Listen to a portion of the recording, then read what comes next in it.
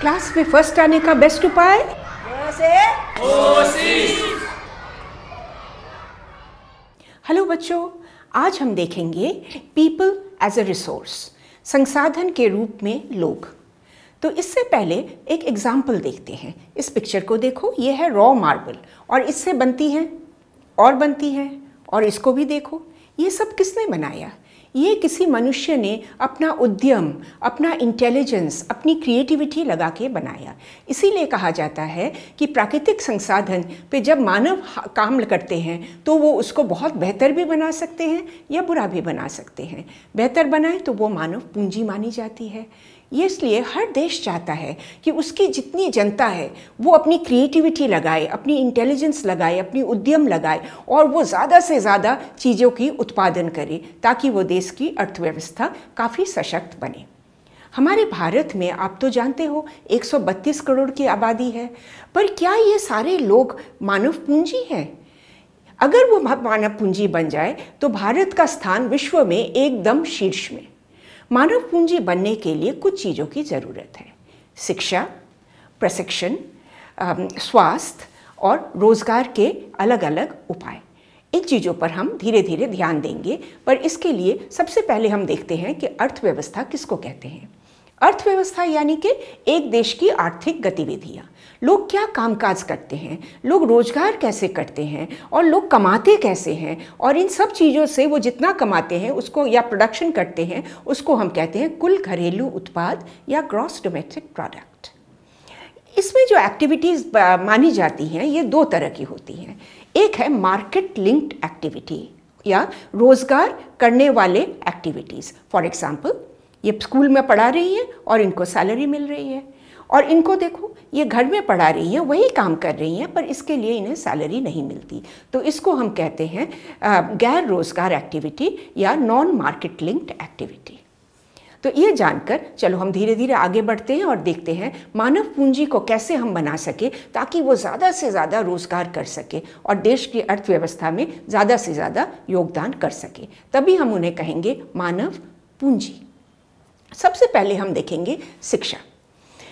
इनको देखो, ये स्कूल नहीं जाते हैं, इनकी माँ एक ईंट भट्टे में काम करती हैं, तो बच्चे वहीं खेलते हैं, माँ सारा दिन काम करती है। धीरे धीरे बच्चे बड़े होते हैं और वो भी ईंट भट्टा में वही काम करने लगते हैं। रोज़गार तो ज़रूर करते हैं, पर क्या काफ़ी रोज़गार करते हैं? क्या वो इससे अधिक रोज़गार नहीं कर सकते? नंबर 2, इनको देखो, ये स्कूल जाती हैं, स्कूल के बाद ये कंप्यूटर ट्रेनिंग लेती हैं और उसके बाद इनकी एक अच्छी नौकरी लग जाती है। ये काफ़ी सारा रोज़गार कर लेती हैं। अब आप ही बताओ, मानव पूंजी के स्तर में कौन ज़्यादा ऊपर आ रहे हैं? इसलिए बहुत ज़रूरी है कि शिक्षा और प्रशिक्षण, इनको एक एक करके देखें। शिक्षा एक व्यवस्था है जिससे लोग अलग अलग विषयों में जानकारी प्राप्त करते हैं, विद्या प्राप्त करते हैं। इस व्यवस्था के लिए सरकार ने और हमारे देश में प्राइवेट एंटरप्रेन्योर्स ने बनाया है आंगनवाड़ी है, फिर प्राइमरी स्कूल्स हैं, फिर सेकेंडरी स्कूल्स हैं, सीनियर सेकेंडरी स्कूल्स हैं, कॉलेज हैं, यूनिवर्सिटीज़ हैं। इसमें से बहुत सारे तो सरकार के हैं और बहुत सारे प्राइवेट सेक्टर में भी हैं।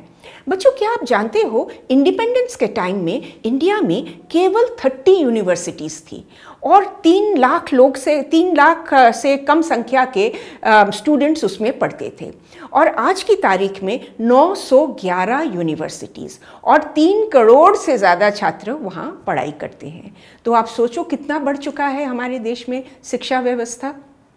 हमारे देश में राइट टू एजुकेशन है या शिक्षा का अधिकार, और इसके साथ है सर्व शिक्षा अभियान, जिसके तहत हमारे देश में 6 साल से 14 साल के हर बच्चे को फ्री एजुकेशन मिलेगा। और इसमें सरकार बहुत कोशिश कर रही है कि ज़्यादा से ज़्यादा बच्चे आके स्कूल में अपने नाम लिखाएं, वो स्कूल में पढ़ाई शुरू करें, अपनी पढ़ाई शुरू करें। और इनको इनकरेज करने के लिए उन्होंने साथ साथ स्टार्ट कर दिया है मिड डे मील प्रोग्राम। दिन के बीच में एक बार गर्म खाना देना, जिससे बच्चों को और बच्चे इसमें एनरोलमेंट लें। कुछ बच्चे तो थोड़े दिन स्कूल में पढ़ने के बाद ड्रॉप आउट भी हो जाते हैं, तो उनको वापस लाने के लिए स्टार्ट किया गया है back to school program, school वापसी प्रोग्राम, और ब्रिज प्रोग्राम, जिसको सेतु प्रोग्राम बोलते हैं, ताकि वो जिस क्लास में छोड़ा था और अब जिस क्लास में आ रहे हैं उसका वो मेकअप हो जाए।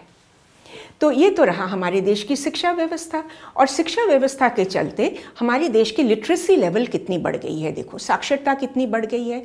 इंडिपेंडेंस के टाइम पे 30% से कम लोग साक्षर थे और आज की तारीख में 80 से ज़्यादा साक्षर है। साक्षरता तो आप जानते हो ना, सिंपल रीडिंग, सिंपल राइटिंग और सिंपल अरिथमेटिक, सहज पढ़ना लिखना और गणित करना, इसको हम साक्षरता मानते हैं।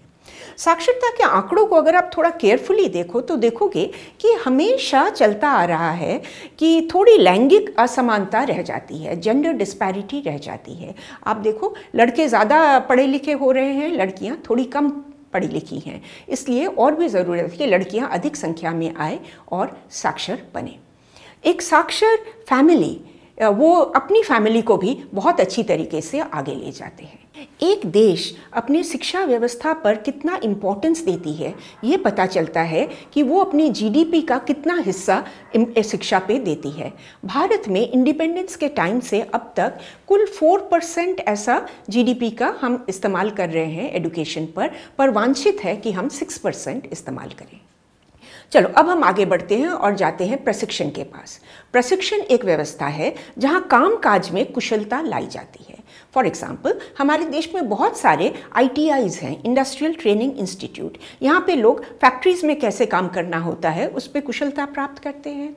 कंप्यूटर इंस्टीट्यूट्स तो आप हर जगह देखते हो। उसके साथ साथ कितने और इंस्टीट्यूट्स हैं, design institute, fashion institute, photography institute, film making institute, cookery institutes तो भरे हुए हैं और उसमें लोग अलग अलग किस्म के काम के लिए प्रशिक्षण प्राप्त कर रहे हैं। तो हमने देखा शिक्षा और हमने देखा प्रशिक्षण। अब हम आगे बढ़ते हैं और अगले वर्ग में हम देखेंगे स्वास्थ्य। आप ही बताओ, अगर आपको किसी को काम देना है, आप एक स्वस्थ बंदे को काम दोगे या एक बीमार बंदे को काम दोगे? हर कोई चाहता है स्वास्थ्य। इसलिए हमारे देश ने बहुत ख्याल रख रहे हैं लोगों की स्वास्थ्य व्यवस्था को बेहतर करने के लिए। एक बच्चा पैदा होने से पहले ही उसकी गर्भवती माँ को गांव-गांव में आंगनबाड़ी ले जाया जाता है। वहाँ उसे पोषक आहार मिलता है, उसको कई टीके लगते हैं। अगर ज़रूरत हो तो आंगनबाड़ी वर्कर उनको प्राइमरी हेल्थ सेंटर भी ले जाती है या शहर में डिस्ट्रिक्ट हॉस्पिटल में भी ले जाती हैं। तो एक तो हुआ गांव में प्राइमरी हेल्थ सेंटर, फिर हम आते हैं शहरों में जहां डिस्ट्रिक्ट हॉस्पिटल मिलते हैं, और बड़े शहरों में तो हर किस्म के हॉस्पिटल आपको मिल जाते हैं। कुछ प्राइवेट हैं और कुछ सरकारी हैं, साथ साथ नर्सिंग होम्स भी हैं। अब इनको चलाने के लिए, हॉस्पिटल्स और नर्सिंग होम को चलाने के लिए हमें ज़रूरत है डॉक्टर्स की और नर्सेस की। आज की तारीख में हमारे देश में कोई 606 मेडिकल कॉलेजेस हैं और कोई 850 नर्सिंग कॉलेजेस हैं। साथ साथ डॉक्टर्स और नर्सेस की संख्या भी बढ़ गई है और इसको जितना हम बढ़ा सकते हैं उतना ही हमारे देश के लिए यूज़फुल है।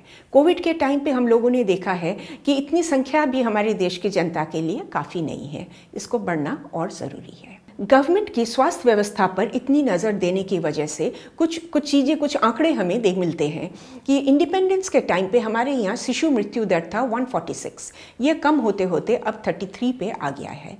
और आज किसी भी पर्सन की लाइफ एक्सपेक्टेंसी, जीवन प्रत्याशा 68 ईयर्स बढ़ गई है। इंडिपेंडेंस के टाइम पे ये काफ़ी कम थी। तीसरे नंबर पे हम देखेंगे रोज़गार के उपाय। अब रोज़गार की बात करेंगे तो हमें बेरोज़गारी भी समझनी पड़ेगी, यानी कि अनएम्प्लॉयमेंट। इसका डेफिनेशन है एक सक्षम और इच्छुक व्यक्ति को काम ना मिलना। A person who is able and qualified does not get the work. ये दो किस्म के होते हैं जो शहरों में आपको काफ़ी देखने को मिलेगा, गांव में भी मिलेगा। एक है शिक्षित बेरोज़गारी, कि एक बंदा पढ़ लिख लिया, प्रशिक्षण ले लिया, पर काम ही नहीं मिल रहा है। दूसरा है सीजनल अनएम्प्लॉयमेंट या मौसमी बेरोज़गार। आप किसी कृषि प्रधान गांव में जाओ तो आप देखोगे कि बुआई के टाइम पे और कटाई के टाइम पे लोगों को काफ़ी काम मिल जाता है, पर बाकी टाइम पे वो खाली रह जाते हैं। तो इसको कहते हैं सीजनल अनएम्प्लॉयमेंट या मौसमी बेरोज़गारी। एक और चीज़ हमें देखना पड़ेगा जिसको हम कहते हैं अंडर एम्प्लॉयमेंट या अल्प रोज़गार। ये एक खेत है, 3 लोग काम करें तो सफिशिएंट है, पर इस खेत में 10 लोग काम कर रहे हैं। अब किसी का भी इनकम सफिशिएंट नहीं होता है, हुआ ना अल्प रोज़गार। शहरों में देखो, इनको देखो, ये एक सवारी के लिए बैठे बैठे परेशान हो गए, सारे दिन में शायद 2 सवारी आते हैं, अल्प रोज़गार। अगर सारे दिन में 10 सवारी आए तो इनका काफ़ी रोज़गार हो सकता है। तो इसको कहते हैं अंडर एम्प्लॉयमेंट या अल्प रोज़गार। कोई भी देश अगर चाहता है कि वो अर्थव्यवस्था को बहुत सशक्त बनाए, बहुत स्ट्रॉन्ग बनाए और विश्व में बहुत इकोनॉमिकली आगे बढ़े, तो उसके लिए बहुत ज़रूरी है कि वो अपने लोगों को शिक्षा प्रदान करे, प्रशिक्षण प्रदान करे, स्वस्थ करे और उनको रोज़गार के अलग अलग उपाय बताएं। भारत विश्व में एक मध्य अर्थव्यवस्था में है। हमारी जनता तो बहुत है, 132 करोड़, पर शिक्षा, प्रशिक्षण, स्वास्थ्य और रोजगार के उपाय, इन चारों पे हमें और भी बहुत सारा काम करना है ताकि हमारी जनसंख्या मानव पूंजी में परिणत हो और भारत विश्व में एकदम शीर्ष स्थान पे पहुंच जाए। तो बच्चों, ये रहा आपका सारांश। आप एक बार वीडियो को देखो, उसके बाद आप चैप्टर को ज़रूर पढ़ लेना, फिर वीडियो को एक और बार देखो और आप देखोगे कि पूरा चैप्टर क्लियर हो जाएगा और एग्ज़ाम्स में अपने शब्दों में आप लिखना, बढ़िया से बढ़िया नंबर मिलेंगे। एक लाइक बटन दबा दो और आप सब्सक्राइबर बन गए हो ना? अगर नहीं बने तो सब्सक्राइब, बेल, ऑल तीनों को दबाना। हर हफ्ते आपके फ़ोन पे एक नया वीडियो आ जाएगा। देखते रहो। क से कोशिश।